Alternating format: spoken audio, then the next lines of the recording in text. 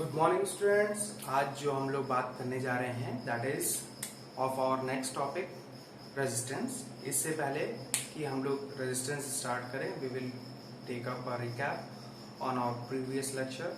तो जो भी हम लोग ने बात की थी लास्ट लेक्चर में वो हम लोग देख लेते हैं पहले। तो हमने जो बात की थी कि हमने वी आई प्लॉट किया था, we have established the Ohm's law.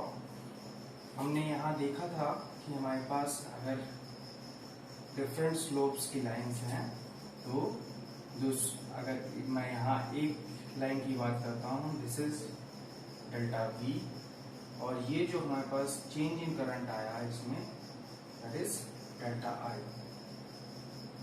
तो यहाँ से मैं देख सकता हूँ कि जो स्लोप होगा, slope is going to be equal to delta I upon delta V and that is inversely proportional to resistance. क्योंकि हम देख सकते हैं by Ohm's law V is equals to I R, this implies delta V is equals to delta आई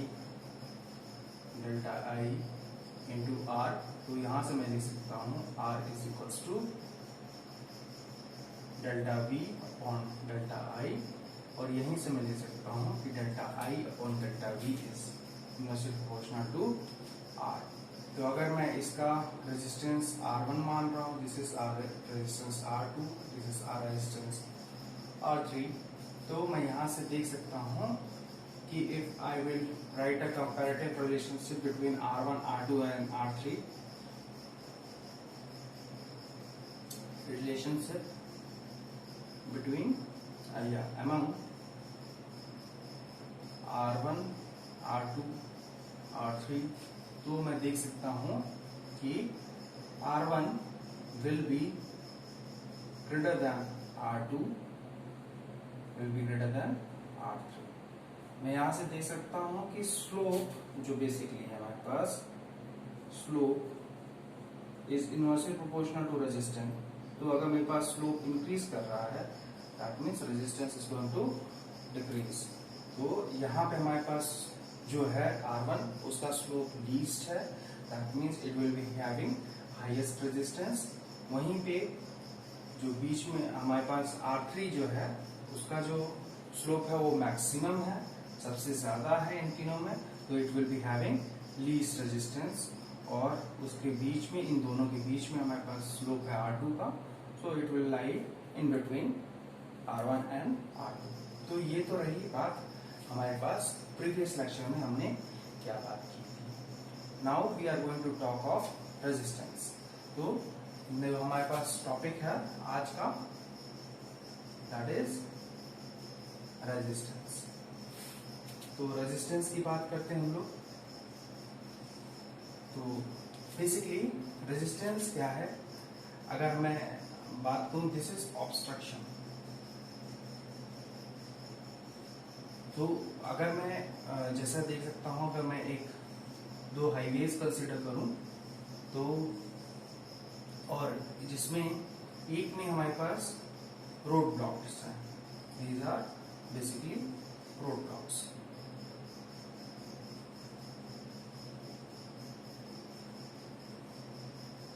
तो अगर मैं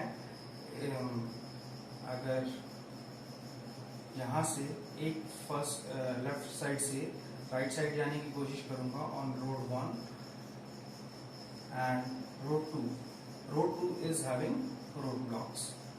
वहीं पे रोड जो 1 है हमारे पास उस पर कोई रोड ब्लॉक नहीं है। तो if I am driving on road 1 I can reach immediately on the other side. But जब मैं यहाँ बात कर रहा हूँ रोड 2 की, तो as soon as we are traveling और हमारे पास एक रोड ब्लॉक आ गया, for example this one is the road block, तो यहाँ जैसे ही मैं आऊंगा मुझे क्या करना पड़ेगा, डीएक्सेलरेट करना पड़ेगा first of all, then I have to change my direction. तो अगेन जैसे ही मैं आगे बढ़ूंगा I have to accelerate and then again when the another road block is reached, तो मुझे क्या करना पड़ेगा, again I have to change my direction and then after I can move to the other side। तो basically हो क्या रहा है कि as soon as we are accelerating, and as soon as we reach a roadblock, we have to deaccelerate and we have to change our direction and then move further. तो पहले हम लोग एक्सेलरेट कर रहे हैं, जैसे ही हमारे पास एक रोड ब्लॉक आया, then we are going to decelerate and change our direction, और उसके बाद फिर हम क्या कर रहे हैं, फर्दर मूव कर रहे हैं in the same direction. So this phenomena is going to happen in the case of any conductor. तो हम सबसे पहले हम लोग देखते हैं कि हमने जब लेक्चर 1 में बात की थी कि how the charges are being created, तो हमने बात की थी कि there are for any particular atom, जो न्यूक्लियस में होगा हमारे पास, दैट कंसिस्ट ऑफ प्रोटॉन्स. वहीं पे जो वैलेंस शेल है उसमें हमारे पास जो इलेक्ट्रॉन्स था, they move out in free space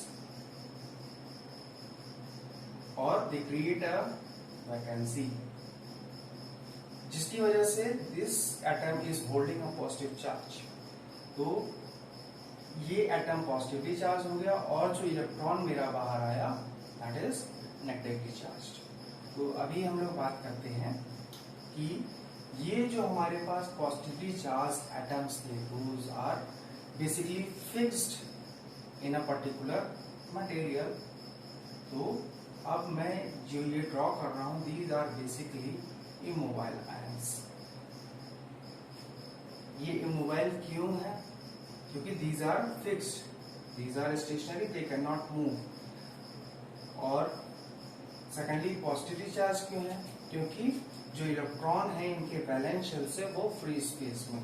basically जब हम यहाँ देख रहे हैं तो यहाँ पे हम देख सकते हैं कि जो हमारे पास फिक्स्ड इमोबाइल आयंस है उनके बीच में कुछ न कुछ स्पेस है, and that is called as the free space, in which any electrons have to travel when a potential difference is applied across this conductor. तो जैसे ही मैं इस कंडक्टर के क्रॉस एक पोटेंशियल डिफरेंस लगा दूंगा, तो जो भी फ्री इलेक्ट्रॉन्स होंगे जो कि इस फ्री स्पेस में प्रेजेंट होंगे, उनको इन कंडक्टर्स या इन ये सीरीज ऑफ इमोबाइल आयंस के ही थ्रू, जो फ्री स्पेस है उसी के थ्रू इनको पास होके from one point two another point move करना होगा.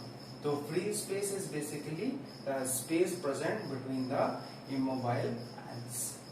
तो ये बेसिकली हमारे पास है, दीज आर इमोबाइल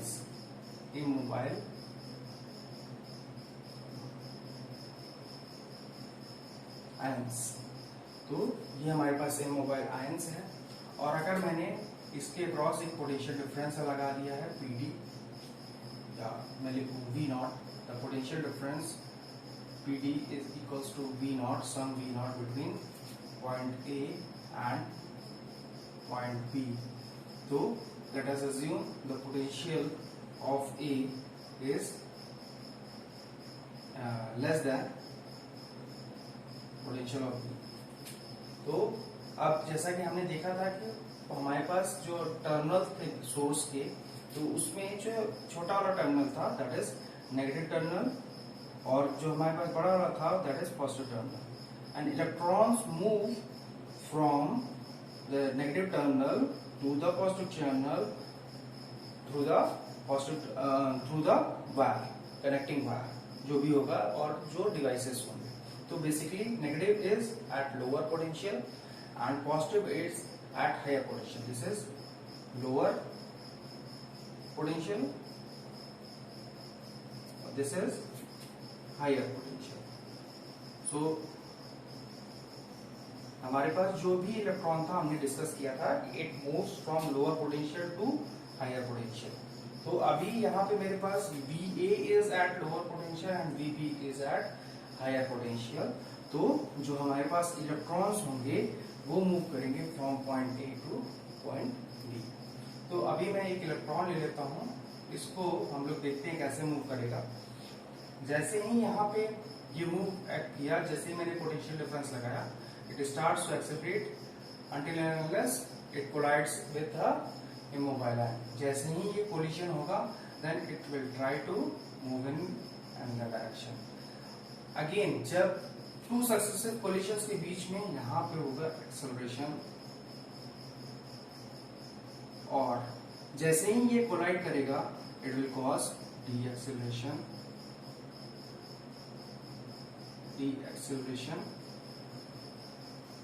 और ये करेगा change of direction. This causes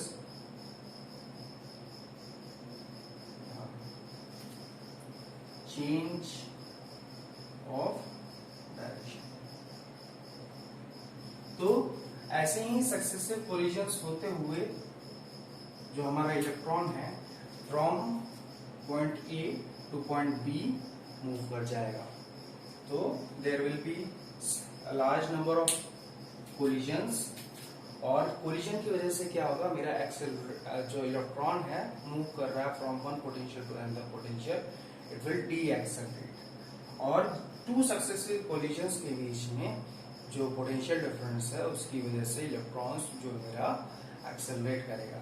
it is similar to this similar condition कि जब हमारे पास जो व्हीकल था, first of all it accelerates, when it reaches a road block it de accelerates and changes its direction, again moves in another direction, accelerates, and then after when it reaches another roadblock it deaccelerates and then again going to change its direction.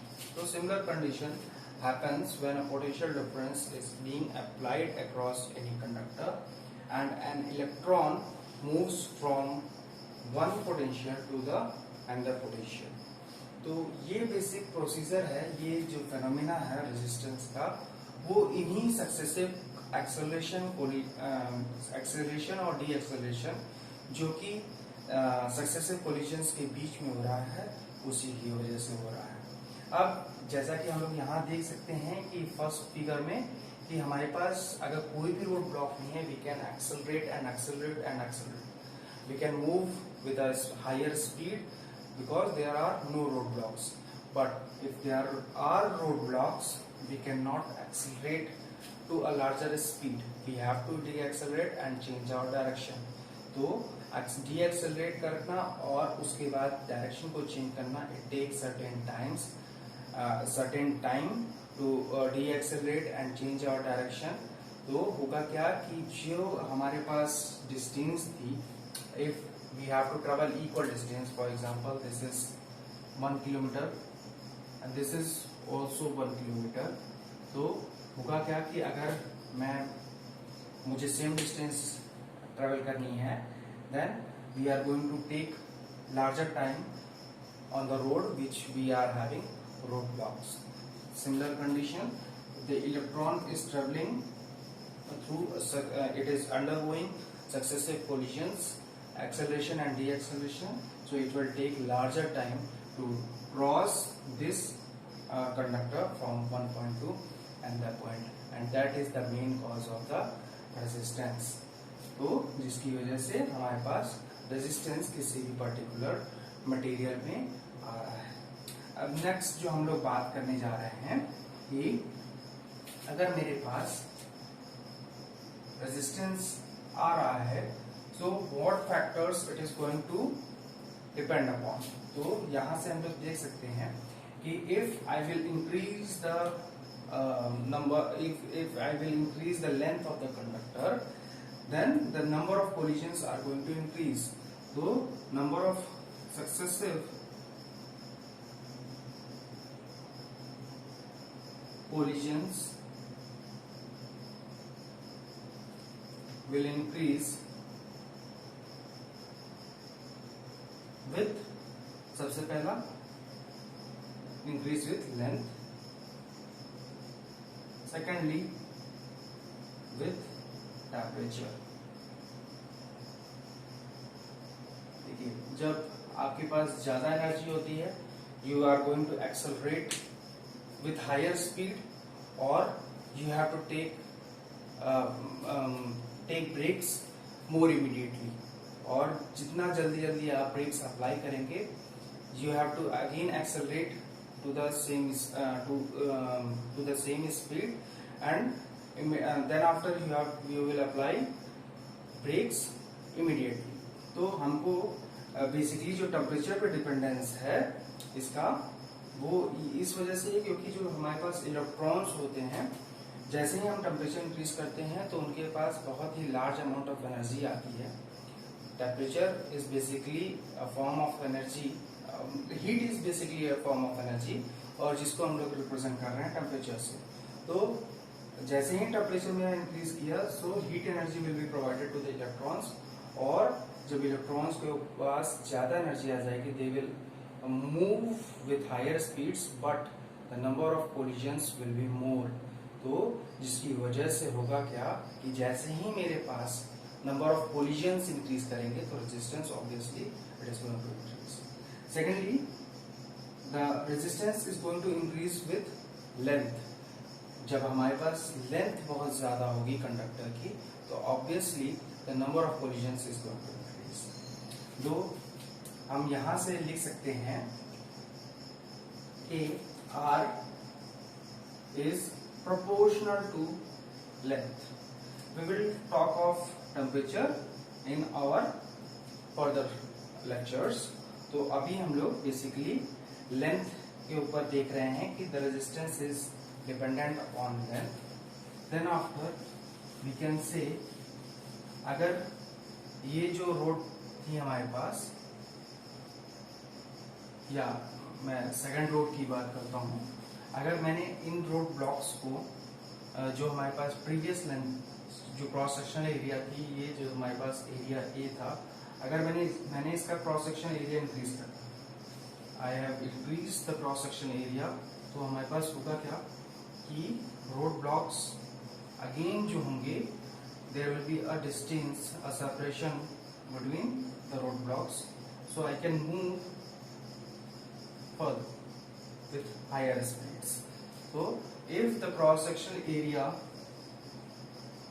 this was A1, this is cross sectional area A2, तो जो हमारे पास cross sectional area A2 हो रहा है, that is cross sectional area is going to increase, तो obviously there will be higher speeds. तो resistance जो मैं बोल सकता हूँ, that is inversely proportional to the cross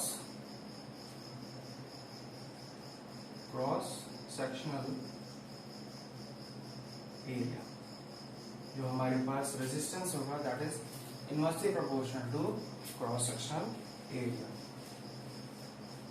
तो अभी मेरे पास दो चीजें आ चुकी हैं कि resistance is directly proportional to length L and resistance is inversely proportional to cross section area. तो अभी मैं इसको कंबाइन कर सकता हूँ. This implies R is proportional to length upon area. अब proportionality को हटाने के लिए we have to introduce a constant rho and that is called as resistivity. तो हमारे पास जो constant आया है that is called as resistivity. तो अभी हम लोग देखते हैं हमारे पास जो फॉर्मूला आ चुका है that is R is equals to rho L by A, where rho is called as specific resistance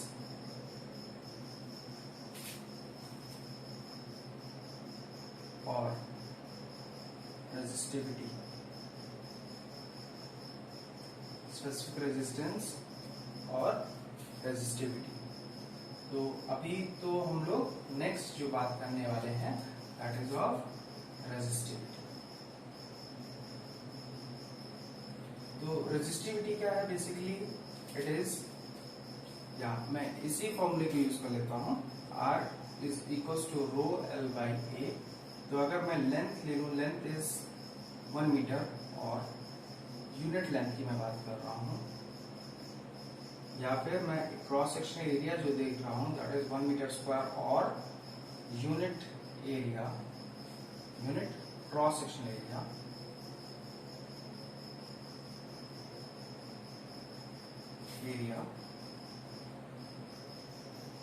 then मैं बोल सकता हूँ R इज इक्वल टू रो।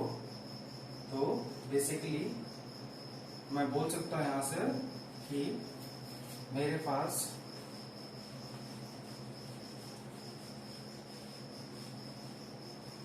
जो रेजिस्टिविटी है, resistivity is the resistance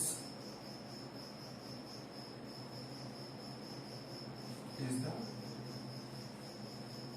resistance of unit of a material of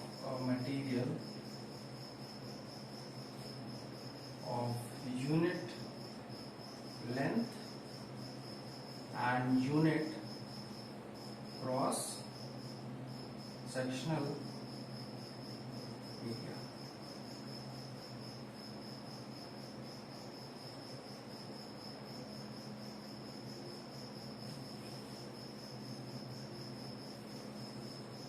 तो हमारे पास resistivity है that is equals to the resistance, of any material. That means it is a material specific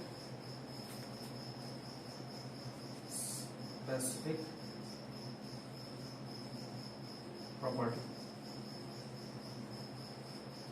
That is, it is dependent upon type of material which we are going to use to make the resistances. So resistivity is basically resistance of a material which is having a length, a unit length and a cross sectional area, that is unit cross section area। तो ये तो हमारे पास discussion जो था that is of resistivity। तो आप you can write down the resistivity of different materials and I will provide it in the form of PDF। तो ये हमारे पास अभी जो टॉपिक था दैट इज रेजिस्टिविटी। इसके बाद हम लोग देखते हैं कि हमारे पास रेजिस्टिविटी होती है, how it is going to vary and what factors it is going to depend upon. तो अभी यहाँ मैंने कुछ रेजिस्टिविटीज डिफरेंट मटेरियल्स की लिख दी है। तो of silver we have 1.63 into 10 to the power of -8। Copper की हमारे पास है 1.73 into 10 to the power of -8।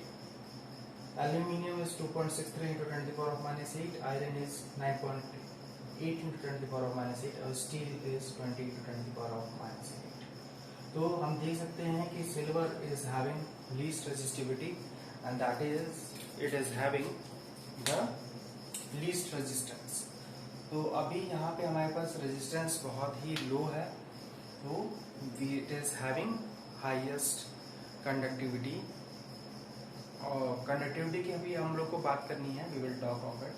तो resistivity is going to tell how much amount of resistance it is going to provide when that material is having unit cross section area and it is of unit length, जैसा कि हम लोग already बात कर चुके हैं। तो silver is having least resistivity, that is जब रेजिस्टिविटी कम होगा तो रेजिस्टेंस कम होगा, रेजिस्टेंस कम होगा तो यानी कंडक्टिविटी जो मतलब ये मैं बोल सकता हूँ कंडक्टेंस जो होगा वो बहुत ही लार्ज होगा।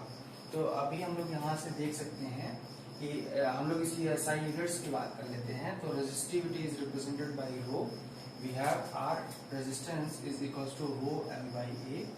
तो अभी मैं इसको ट्रांसपोर्ट कर रहा हूँ ऑन द अदर साइड, तो मैं यहाँ से लिख सकता हूँ R rho is equals to R into A upon L। So the SI unit will become ohm meter। So this is in ohm meter।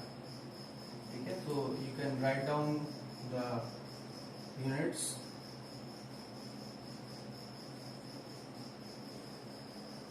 तो अभी जो most of the conductors which we use for transmitting the electricity from one point to another point in power transmission lines is basically aluminum। क्यों? क्योंकि सबसे पहली बात, it is having low resistivity. You can see that it's around 2.63 into 10 to the power minus 8, plus the abundance on the earth is highest. अभी हम लोग वहीं पे कॉपर या सिल्वर की बात करें, silver is more costly than copper is costly, but it is less costly than that of silver, but it is having less abundance than that of aluminum. तो हमारे पास एक ही ऑप्शन बच जाता है जिसको हम लोग रेगुलरली यूज कर सकते हैं पावर ट्रांसमिशन लाइन में, that is aluminium, because of two reasons. पहला, it is having low resistivity comparative to that of other materials such as iron or steel, or it is having a high abundance on our crust, on our surface. So basically we can extract it and we can use it. तो अभी जो है हमको बात करनी है that is factors affecting resistivity. तो सबसे पहली चीज, it is material specific. Material specific, we can see that for different materials we have different resistivity. तो अभी जो हमारे पास resistivity होगी, that is dependent upon the material, the type of material which we are going to use to make the resistors. और दूसरा जो है that is it is dependent on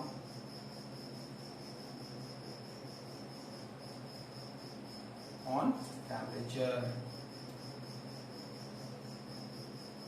हमने देखा था while we were discussing Ohm's law कि जो हमारे पास रेजिस्टेंस या जो हम Ohm's law का वेरिफिकेशन कर रहे हैं, जो एक्सपेरिमेंटल वेरिफिकेशन कर रहे हैं, that should be conducted at a constant temperature. तो and also the physical condition should be remain constant. क्यों? Because the resistivity is dependent upon temperature. If we are taking a certain kind of resistor, if we are varying the temperature, then its resistance is going to change. If it is having variations in the temperature, the resistance is going to change, and then we are not going to obtain a straight line graph on VI plot. So we can say that it will not follow the Ohm's law. तो इसीलिए Ohm's law की जो सबसे पहली condition है, that is should have a constant temperature and the physical condition should remain constant. तो अभी जो हमारे पास रिलेशनशिप आता है रेजिस्टिविटी और टेम्परेचर में, that is equals to rho is equals to rho naught 1 plus alpha T. So it is the resistivity at T naught. It is the resistivity at certain temperature T. We have increased the temperature from T naught to T, and this is the temperature difference. T is equals to T minus T naught. और ये जो है, this is called as temperature coefficient. So this temperature coefficient will be having the units ohm meter per degree Celsius. तो यहां से हम लोग देख सकते हैं कि alpha is called as temperature coefficient.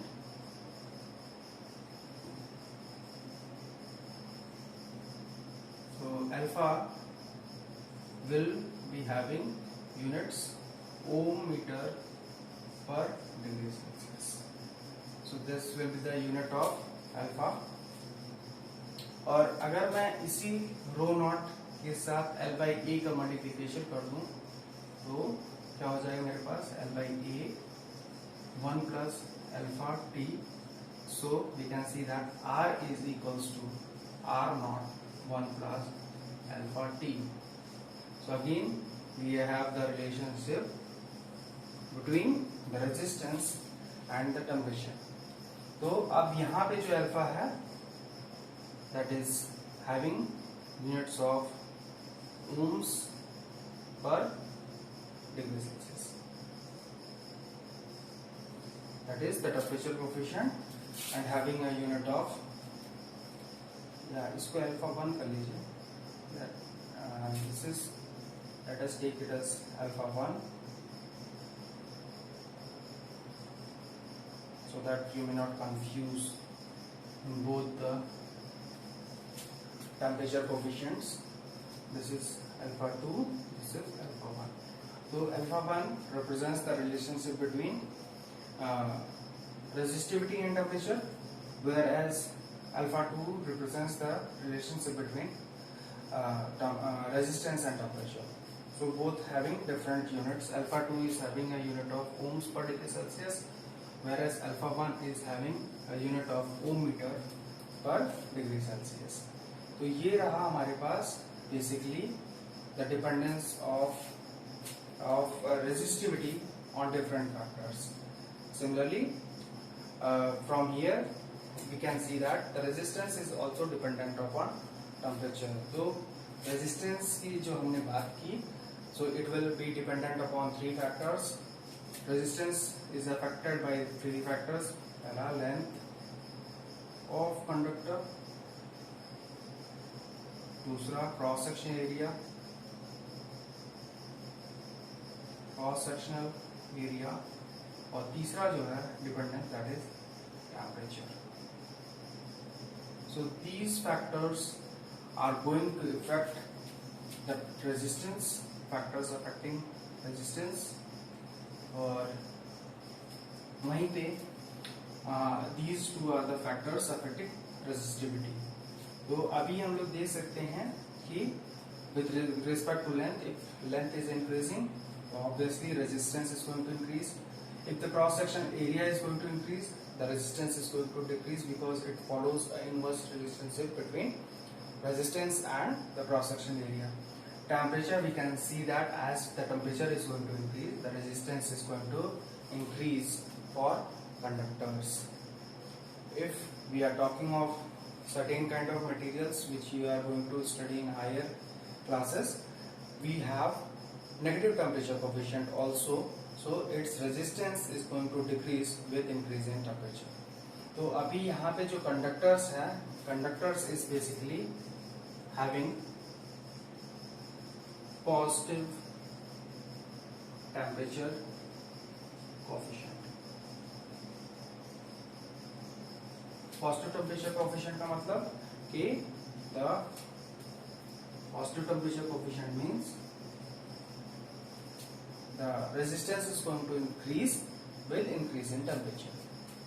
The resistance is going to increase with increase in temperature.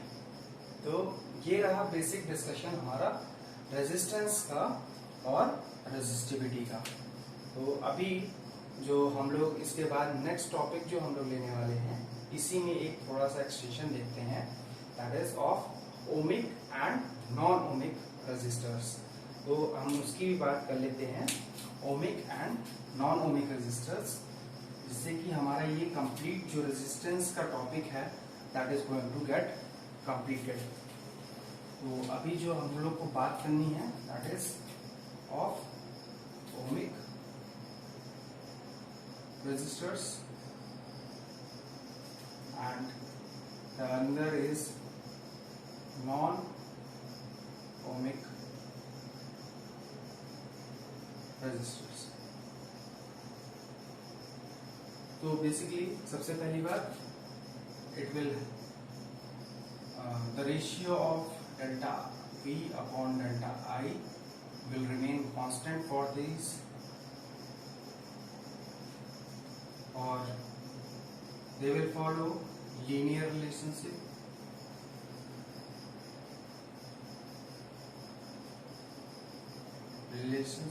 Between V and I, और तीसरा straight line curve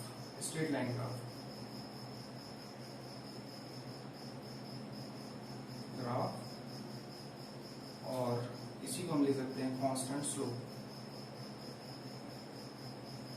एग्जाम्पल्स में हमारे पास हैं जो भी हमारे पास conductors, these are basically ohmic contacts या ओमिक रेजिस्टर्स. सो इसमें क्या होगा, delta V upon delta I is not constant at all points of observations. जो भी हम जिस पॉइंट पे, जिस वोल्टेज पे हम लोग ऑब्जर्व कर रहे हैं, उस पॉइंट पे हम लोग को डिफरेंट वोल्टेज पे डिफरेंट करंट्स मिलेंगी। Non linear relationship,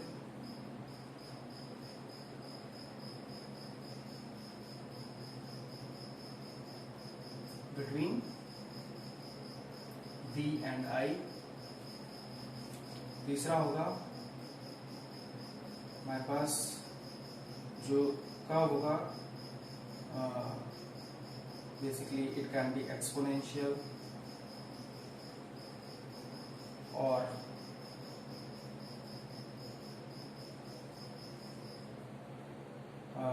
can follow exponential or any other curve, will not be straight line, rather I should say will not be straight line, that is different slopes at different points। और इसमें example जो होगा that is for example diodes. तो हमारे पास diodes का जो curve आता है दैट इज एक्सपोनेंशियल, बेसिकली जो हम VI ग्राफ ड्रॉ कर रहे हैं दैट इज नॉट लीनियर। वहीं पे अगर मैं कंडक्टर्स की बात कर रहा हूँ तो it will be a straight line. तो ये तो रहा हमारे पास टॉपिक जो अभी हमने बात की कि रेजिस्टेंसेस की, जिसमें कि हमने आज जो बात की है उसमें resistance, different type of resistance और डिफरेंट मटेरियल्स, डिपेंडेंस या फैक्टर्स अफेक्टिंग द रेजिस्टेंस, जो कि लेंथ है, cross sectional area and temperature. उसके बाद हमने रेजिस्टिविटी की बात की। रेजिस्टिविटी जो कि हमारे पास that is the resistance of any material of unit length and unit cross sectional area, उसकी बात की। अभी जो हम बात करने जा रहे हैं वो बात करने जा रहे हैं एक दो टर्म की और हम लोग बात कर लेते हैं, that is conductance and conductivity. तो उसको भी देख लेते हैं हम लोग। तो अभी हमने बात की रेजिस्टेंस की, तो अभी हम लोग बात करते हैं कंडक्टेंस की। तो कंडक्टेंस की बात करते हैं। Conductance is basically reciprocal of resistance, that is G represented by, that is equals to 1 by R. Similarly, conductivity is reciprocal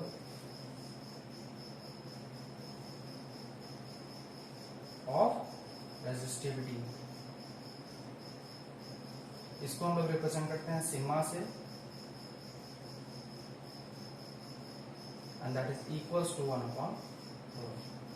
तो यहाँ पे हम लोग का टॉपिक ये कंप्लीट होता है कि जो भी हम लोग को आज रेजिस्टेंस की बात करनी थी, रेजिस्टिविटी की बात करनी थी, और ये जो लास्ट टर्म हमने देखी कंडक्टेंस एंड कंडक्टिविटी। तो अभी जो हम लोग नेक्स्ट लेक्चर में बात करेंगे वो हम लोग बात करेंगे जूल्स हीटिंग की, और डिफरेंट न्यूमेरिकल्स हम लोग देखेंगे based on these concepts which are आज जो हम लोग ने जो पढ़े हैं उसके बेसिस पे। तो आज के लिए बस इतना ही, और हम लोग फिर अब जो है नेक्स्ट लेक्चर में मिलेंगे। Thank you.